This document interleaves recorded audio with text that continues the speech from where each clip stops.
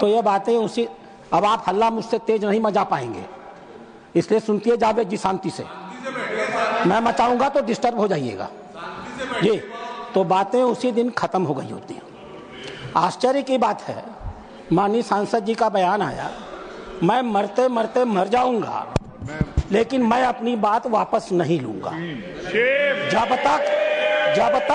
जब तक जीवित रहूंगा तब तक मैं इस बात को वापस नहीं लूंगा।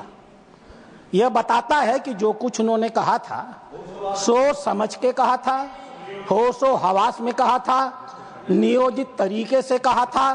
और यह जो संपूर्ण इंडी ठगबंधन है, ये इस इंडी ठगबंधन की मानसिकता को द्योतक करता है। अध्यक्ष महोदय,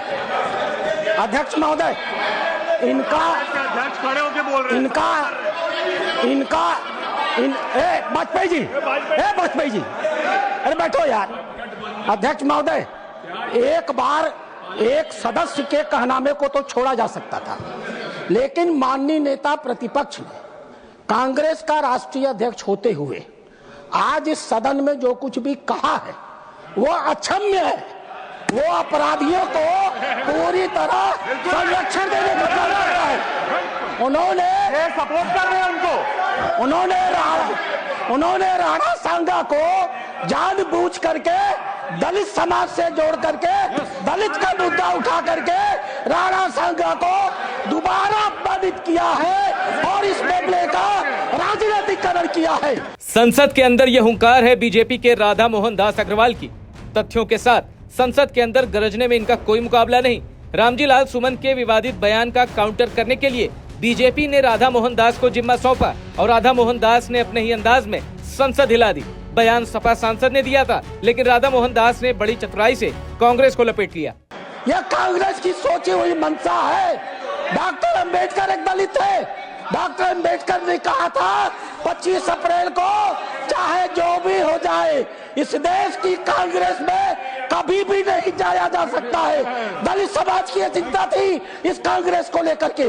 आज खड़गे जी ने अपनी उसी मानसिकता को जो देश के स्वाधीनता आंदोलन की लड़ाई लड़ते हैं उसी को सिद्ध किया है। इतिहास गवाह है, ये कांग्रेस इरविन के साथ समझौता करती थी और हमारे देश के संघर्ष करने वालों को फांसी पर चढ़ाने की समझौते किया करती थी।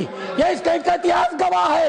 ये राष्ट्र विरोधियों के साथ रहने के आदी है, ये डीप स्टेट के हिस्से है। एसपी सांसद का गुस्सा कांग्रेस पर बीजेपी इसलिए निकाल रही है क्योंकि उसको पता है कि राणा सांगा और बाबर के नाम पर शुरू हुआ विवाद दलित बनाम राजपूत की शक्लें ले चुका है, क्योंकि करणी सेना ने रामजी लाल सुमन के घर पर अटैक करके कानून का भी मजाक बनाया और संविधान की भी फिक्र नहीं की। लेकिन राणा सांगा को देश का हीरो बताकर बीजेपी इस विवाद का राजनीतिक इस्तेमाल करके आगे न निकल जाए, इसलिए कांग्रेस के अनुभवी नेता प्रमोद तिवारी ने वक्त रहते एक आइडियल स्टैंड लिया।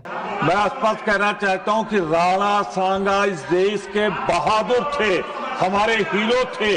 हम उनका हीरो की तरह सम्मान करते हैं। और वहीं पे आप फिर दोहरा दूं मैं आपको, राणा सांगा या किसी भी जाति धर्म का हीरो है, वो देश के हीरो है।